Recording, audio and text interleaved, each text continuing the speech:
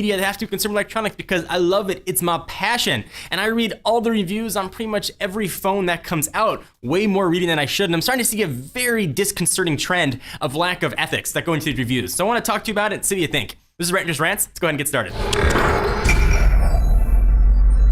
So the past few days, there's been a ton of new phones that have come out, at least embargoes that have lifted on these phones, so we could share our reviews with you. I'm talking about you, Galaxy S4, BlackBerry Q10, and some others. And there's been a ton of reviews and written posts and video posts that are coming out about it. Now, I've talked in the past about journalists not being honest about how long they've used devices. We get devices the same day they have. I've been there when they've handed them physically to other sites, and then they'll post a review the next day claiming 3 days of battery life. That's just not honest. So I've obviously talked about what we're doing with our pledge and how we'll tell you exactly how long we used the phone. And I urge all the commenters on every site that they're reading to ask the journalists who wrote that piece or did the video to disclose how long they used the device. I think you guys have a right to know. If someone will use it for 2 days, that's fine, but you should know how long that was so you can base your opinions on reviews that might be more valid to what you want. But that's not the point of this video. I was reading a review on a particular phone and I saw that the journalist who wrote it was not only lying to the audience, but beyond bias. Now listen, I know everybody likes to call people biased, but I think the majority of commenters don't really know what that means. You know, I can say when I do a head-to-head, I like the HTC One better, the Galaxy S4 better. That's not bias, that's based on opinion.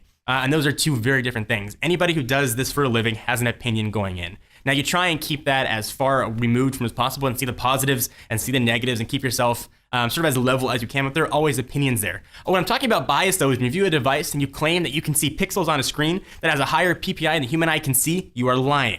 Not only is that not honest, but you are completely swaying a product that might be a decent product just because you don't like it, or perhaps your pockets are being aligned elsewhere. Now, a lot of people say, hey, you know, company paid you to do a good review. And for the most part, 99.99999% of journalists would never do that. Anybody with even a modicum of ethics and a company with even a little bit of ethics would never ask any journalist to do that. But I will say there are some few that will do it, and it's very easy to find who those people are. For example, if you go to a particular site and you see their site is completely blanketed with advertisements for a particular company and you check that review of that product, look at it for biases. If they're blanketed with ads for a company and review another product from a competitor, read those reviews and read them very, very carefully. Something I've been feeling for a really long time. Since I got a show called Rants, I want to rant about it. Now listen, I'm not saying my reviews are perfect. They are far from it. You guys have a right to call me out on things you disagree on. And I appreciate when you do, especially when they are valid. For example, when I did my first impressions on the Galaxy S4, I said that it didn't look like some of the features worked very well. It turned out I wasn't waving my hand over the sensor. And because that wasn't my full review, and I did the full review, because I used the phone for a week, I was able to correct that. I appreciate that kind of thing. So if you guys go and read reviews and you're seeing things that look a little fishy and seem a little odd,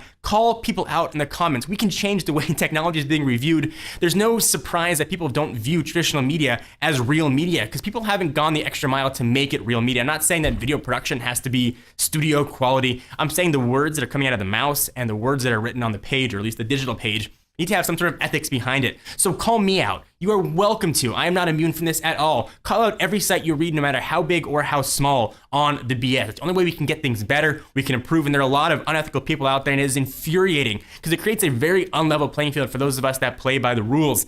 Have ethics with what you do in your career, have ethics with what you do and how you comment, have ethics with what you do in general. People just don't have it, and it's really gotten me upset. So I wanted to rant about it, get it off my chest. You guys agree or disagree, let me know. And again, I'm not saying I'm immune to any of this. I make mistakes. I certainly sometimes can have biases, so I try to keep them as far away as possible. Ask people the questions you want to know. Ask me the questions you want to know. If I don't disclose something that you want to see, ask me, and keep asking it until I see it. It's the only way we're going to get an improved quality. And I think that's not just true for technology, but for everything in general, for all of media. Ask the questions that need to be asked to get the answers. Don't just take things at face value. You deserve better, and we should be giving you better. And by we, I mean the entire industry. Love to hear what you guys think. So let me exhale, take a minute to thank our friends and sponsors at Gamefly. Gamefly is the largest online video game rental service and offers you a choice from over 7,000 new and classic titles across all consoles and handhelds. You want to check out the newest Call of Duty, Gears of War, whatever it might be, Gamefly's got you covered. Plans start at just $15.95 a month. Members can rent up to 1 to 4 games at a time and keep them as long as they like, which is kind of cool. No late fees, no due dates, and shipping is always 100% free. When you're done playing a game, you can just send it back. They'll send you the next one on your list. If you really like a game you're playing, just click on Keep It. The Gamefly website will sell it to you at a discounted price. They'll even mail you the case and manuals free of charge. Techno-Buffalo fans get a free 15-day trial when they sign up. Go to gamefly.com/TechnoBuffalo, get a free 15-day trial to play all them games you've been hoping to play but don't want to shell out the money to buy them. Please check us out at technobuffalo.com for the latest and greatest tech news. Hope you enjoyed this